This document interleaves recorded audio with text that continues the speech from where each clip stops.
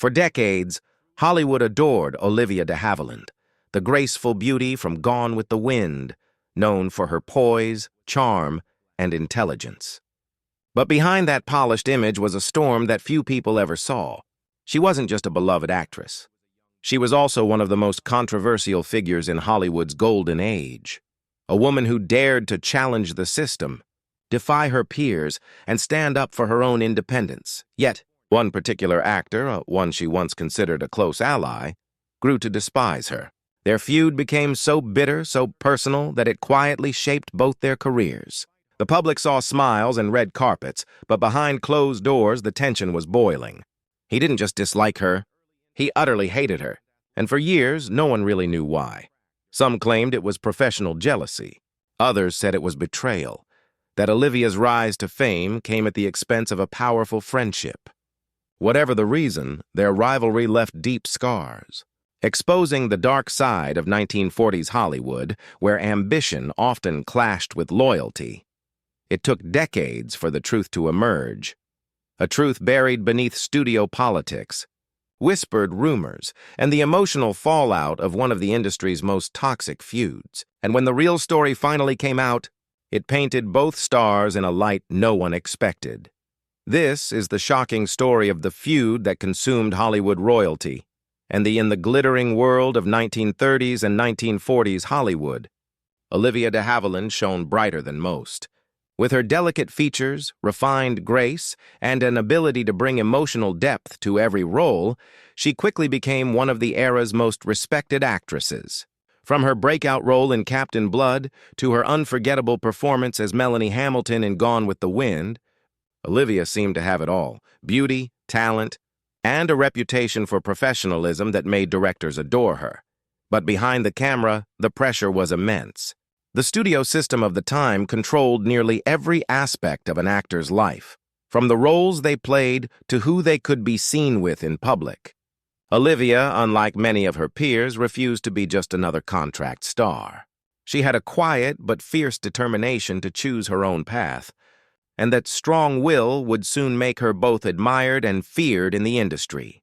It was during this period that she crossed paths with a fellow actor, a leading man known for his charisma and strong screen presence. At first, they seemed to share mutual respect. They worked together on several projects, often speaking highly of each other in interviews. But as Olivia's career began to soar, tension crept in. He started feeling overshadowed, especially as critics began praising Olivia as not just a beautiful actress, but one with true dramatic power. The seeds of resentment were planted. On set, he noticed that Olivia had become more assertive, unafraid to challenge directors or rewrite lines to better suit her character. In the male-dominated world of old Hollywood, that kind of confidence wasn't always welcomed. Many leading men, used to being the center of attention, felt threatened when their co-stars dared to stand on equal footing. Their working relationship soon turned icy. Insiders whispered about heated arguments on set, subtle insults during interviews, and a growing distance that everyone noticed, but no one dared to discuss publicly. Olivia remained professional, but her quiet defiance only seemed to fuel his bitterness. He couldn't understand how a woman, one who had once played supportive roles, was now commanding the spotlight with such power and independence. Then came the turning point. Olivia made a bold move that shook Hollywood to its core. She sued Warner Brothers in 1943, challenging the studio's exploitative contract system. It was an act of rebellion that no one had dared attempt before. Many in the industry called it career suicide. But Olivia stood firm, arguing that the studio had unfairly extended her contract beyond its legal limit. The lawsuit became a landmark case, later known as the de Havilland decision, and it changed Hollywood forever. Olivia won, freeing not only herself, but all actors from excessive studio control. For the first time, performers had the legal right to take charge of their own careers. To her admirers, Olivia became a hero, a trailblazer who fought for artistic freedom. But to others, including her former co-star, she became something else entirely, a symbol of arrogance, someone who had forgotten her place and turned her back on the very system that made her a star. He began to speak coldly of her in private circles, dismissing her achievements as luck and accusing her of being ungrateful to the studios that had made her famous. The admiration they once shared was gone, replaced by envy and resentment. Olivia, true to her nature, never responded publicly. She simply kept working, winning 2 Academy Awards and cementing her place in film history. But the bitterness he felt never faded. In his mind, Olivia's victory wasn't just about freedom, it was about betrayal. And from that moment on, he would carry a hatred that lasted the rest of his life. The fallout from Olivia de Havilland's lawsuit sent shockwaves through Hollywood.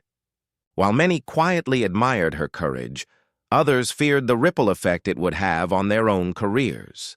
Studios began to see her as a threat, a woman who refused to be controlled. But one man, her former colleague and once close friend, saw her victory as a personal betrayal. In his mind, Olivia's defiance wasn't just a legal fight, it was a declaration that she no longer needed anyone, especially him. Their friendship, already strained by jealousy and ego, completely disintegrated. Industry insiders claimed that after the lawsuit, he stopped speaking to her entirely. On film sets and at award shows, he avoided her gaze, his charm replaced with cold disdain. When reporters asked about Olivia, his words were sharp and dismissive. He accused her of being difficult to work with, calling her pretentious and self-righteous. It was a calculated attempt to tarnish her image at a time when Hollywood still punished women for being outspoken. Olivia, however, refused to engage. She had learned that silence was often more powerful than any public feud. Behind the scenes, though, the feud ran deeper than anyone knew. Their conflict wasn't just professional, it was deeply personal. According to several accounts, the actor once saw Olivia as a confidant. During their early years, they had shared quiet moments on set, long conversations about fame, and dreams of breaking free from studio control. But when Olivia's success began to eclipse his, that friendship twisted into resentment. He believed she had abandoned him the moment she no longer needed his support. In reality, Olivia's ambitions had always been driven by independence, not arrogance. She wanted more than to play the pretty sidekick or the helpless romantic. She wanted roles that challenged her, stories that mattered. But in a time when women were expected to smile and obey, her determination was often mistaken for pride. The feud escalated in the years that followed. Rumors circulated that the two had clashed during a production meeting, where Olivia reportedly refused to accept notes from him about her performance. He stormed off set, furious that she would dare challenge his authority in front of the crew. From that day on, their animosity became an open secret. Hollywood, of course, loves a good feud, and theirs became one of the industry's longest-running rivalries. Insiders began taking sides, with some defending Olivia's right to stand up for herself, while others branded her a diva. The actor made sure his version of events spread far and wide, telling anyone who would listen that she had changed after fame found her. What made their conflict even more tragic was how unnecessary it truly was. Olivia never hated him. She simply outgrew the dynamic that once defined their relationship. She wanted equality, not competition, but his pride couldn't accept that. In his eyes, she had betrayed both him and the Hollywood system that had built them. As the years passed, Olivia's career flourished while his began to decline. The success gap between them only widened the resentment. She won 2 Oscars, received critical acclaim for her work in The Heiress and To Each His Own, and became one of the most respected women in Hollywood history. Meanwhile, his name slowly faded from headlines, his legacy overshadowed by bitterness. By the 1950s, their feud had become legend, a cautionary tale whispered among studio executives about what happens when pride meets ambition. Yet despite all the years and all the rumors, Olivia never spoke ill of him. She carried herself with quiet dignity, refusing to let hatred define her story. But deep down, she knew the truth, that jealousy had destroyed a friendship that once held real warmth. And for him, the memory of that betrayal would linger far longer than any applause Hollywood ever gave him. As Hollywood evolved through the 1950s and 1960s, The feud between Olivia de Havilland and her former co-star faded from the tabloids, but never truly disappeared. To the public, it was just another story of clashing egos in an industry built on competition. But behind the scenes, it was something far more human, a tale of hurt, pride, and the inability to forgive. By then, Olivia had settled into a quieter life. After years of intense scrutiny and relentless work, she moved to Paris, where she found peace away from the glare of Hollywood's spotlight. Her performances were still celebrated, but she no longer needed the constant validation of fame. In contrast, her old rival remained stuck in a cycle of regret and resentment. His career had slowed, his offers dwindled, and he often blamed Olivia for what he saw as the turning point in his downfall. Those close to him said he couldn't let go of the past. Whenever her name came up, his expression hardened. Some even claimed that he kept clippings of old newspaper articles about her successes, not out of admiration, but out of obsession. The industry had moved on, but he couldn't. In his mind, Olivia represented everything that went wrong: the changing times, the loss of male dominance in Hollywood, and the painful reminder of his own fading stardom. Ironically, Olivia had no ill will toward him. In interviews, when asked about her former colleagues, she often spoke with grace and restraint. She never mentioned his name directly, but her tone suggested both understanding and sadness. "People can lose themselves in envy," she once said, "and in doing so, they lose everything that ever made them kind." Those words, though never explicitly linked to him, seemed to capture the emotional truth of their fractured relationship. The pain between them wasn't just rooted in jealousy, it was also a reflection of the era they came from. In the golden age of Hollywood, competition was ruthless, and studios often pitted stars against one another to boost publicity. Rivalries sold newspapers, and drama behind the scenes became as valuable as drama on screen. Olivia's independence and success in that climate were viewed as rebellion. For her former co-star, that rebellion symbolized rejection, both of him and of the world he believed in. Over the years, as Olivia aged gracefully and began receiving lifetime achievement honors, his bitterness grew heavier. He gave fewer interviews, and when he did, his remarks carried a tone of regret mixed with stubborn pride.